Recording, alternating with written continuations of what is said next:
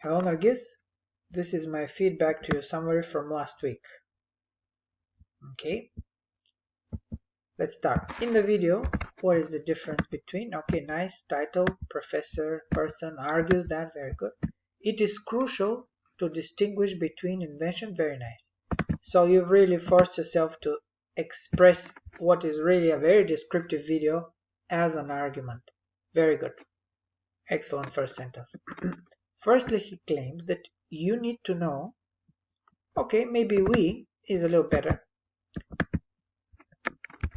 in those summaries, the definitions of the two terms, right?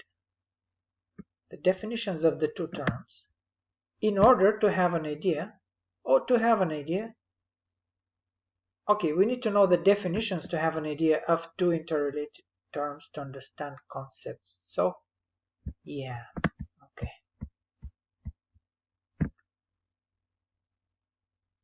Firstly, he claims that these are two interrelated terms whose definitions we need to know if we want to understand them. Full stop. That's it. Then start with a cohesive device. Therefore, he explains, or to clarify the difference between these two terms, he explains that invention is a new idea that has not been applied. Okay, that has not been applied is applied where? That's a little bit applied. I mean, if it's an invention, the idea has been applied because there is a product, right, to show for it.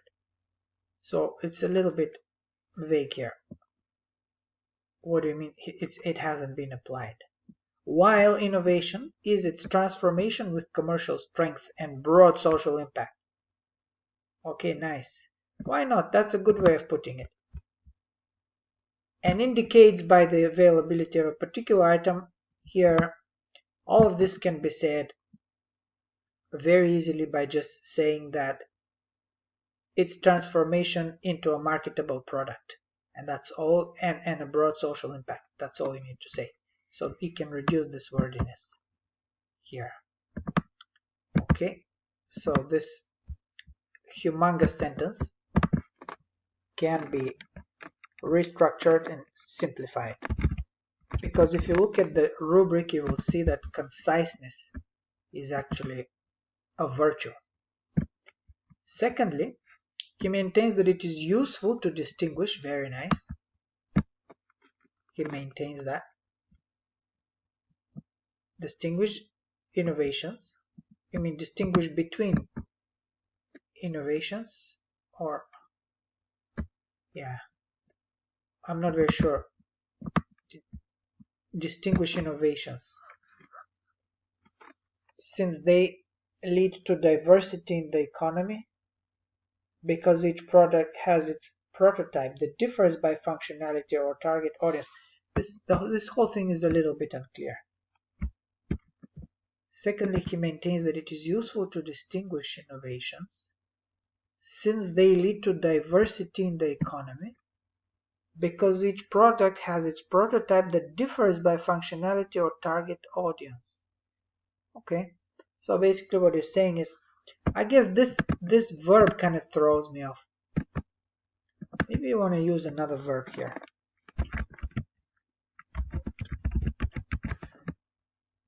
Yeah, I'm not sure what's going on. I kind of get the idea though. We do need more innovations, because that leads to, as you say, diversity in the economy. Lots of different functionalities and different audiences. So innovations are important in that sense, because they lead to diversity in the economy. You've expressed it very well, but I'm not sure, because each project, yeah, just this word, if you maybe substitute it with a better word, then it might make more sense, right? It doesn't, I'm not sure why what do you mean by distinguish innovations? But the rest it makes sense. It's actually said quite well. A little bit wordy, but still, it's okay. As a result, such a knowledge of the two terms, right? Here you want to use an article. And you don't need to say such a knowledge, because knowledge is not really countable.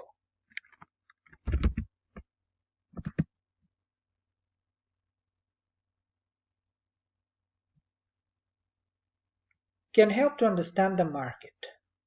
Sure. Yeah, okay.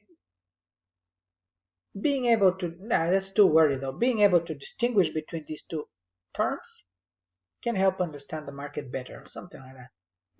Just knowledge is not countable, so familiarity with these two, or knowledge of these two terms, just drop the article and you're fine actually. Knowledge of these two terms, or knowledge of the two terms, can help. Okay, fine. It doesn't sound great, but it's okay. At last, he argues that the scientific or technological characteristics of innovation do not determine its importance in the market. Okay. Scientific and technological characteristics do not determine its importance. Okay. And to support what? You need an object here. To support this idea, or you can just say, and in support, he cites, if you want to use the verb, it has to be to support something. So you need a noun. Or alternatively, you can just say, and in support, he cites, right? So one of the two. And to support his claim, or to support his idea, he cites, or, and in support, he cites the example of a ballpoint pen which is influential and has changed the way of taking notes. Sure, it's changed a lot of things, not just the way of taking notes. So the way we take notes, but it's really not just about taking notes, it's about, I mean, he may give that as an example in the lecture, but really the ballpoint pen has a tremendous impact, not just on taking notes. Without a pen, it's very difficult to be a writer, to do anything really that has to do with writing. Okay, so that's, he cites the example of a ballpoint pen, which is influential. Sure. The way we take notes, right? Here we use a subject and a verb. Now, let's go back to the idea. Scientific and technological characteristics of an innovation do not determine its importance. I see now what you're saying. What you're saying is that even though, you know, this little pen, he just pulled it out of his pocket like magic, it's, at first when it was an invention, nobody seemed to care about it. In fact, the patent was even turned down, right?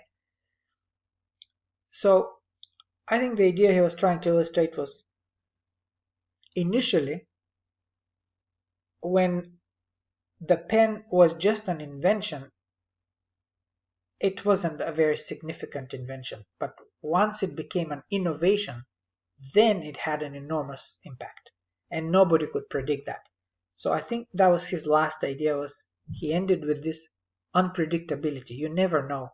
It might seem like a very simple invention, but once it becomes a product, marketable product, once it becomes an innovation, it can have this enormous impact, but nobody can predict.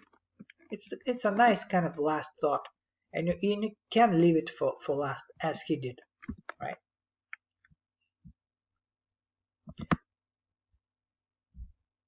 Yeah, you want to make this a little bit more clear. Scientific technological characteristics of innovation do not determine its importance in the market. Yeah. But I do like the idea of, initially it seemed insignificant, but the pen, but once it became an innovation, it had an enormous impact. So you can say, at last, that's different though. you want to use another cookie. At last seems like, at last is like, oh, at last, we've been waiting for him to do that, and finally he did it. So at last doesn't work here.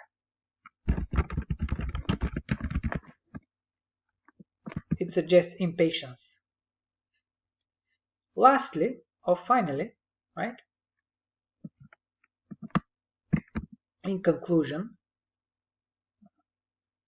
I think this was his concluding idea, so you could just put that as your conclusion. In conclusion, he argues that, and then this paradox, that's a nice concluding thought that he ended the lecture with, and the idea was the unpredictable impact of innovations that may at first be seemingly insignificant when they are at the invention stage. So you could say something like that, right?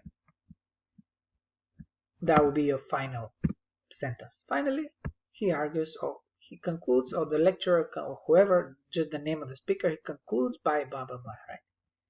He maintains that it's essential to see the difference between, and no one knows when ideas will work and change the world. Yeah, so you do end with that unpredictability. So you've tried actually very well in the last sentence to combine the main idea with his final thought. And also here there are some elements of that final thought, of the illustration of the ballpoint pen. So I guess all of that can be rephrased to make it a little bit more clear, particularly this phrasing here, right? So he concludes his lecture by pointing to the blah blah blah, right? To the unpredictability, or to the fact that, by pointing to the fact that, or by stating that, even though initially an invention may seem insignificant, when it becomes an innovation, it can have an enormous impact, or something like that. Something. But overall, this is again a good summary because you have included everything you needed to include. And yeah, you've used academic style, obviously. I would say, again, focus the phrasing a little bit more. But having seen the video, I know what you're talking about. I guess a good test would be somebody who hasn't seen the video, if you show him the summary, will they be clear on what went on in that lecture? So focusing the phrasing would really help somebody who has not even seen the video to understand exactly what goes on. And to do that, we just really focus on the supporting ideas by simplifying the language, how we express them. I think that's a safer way of doing it.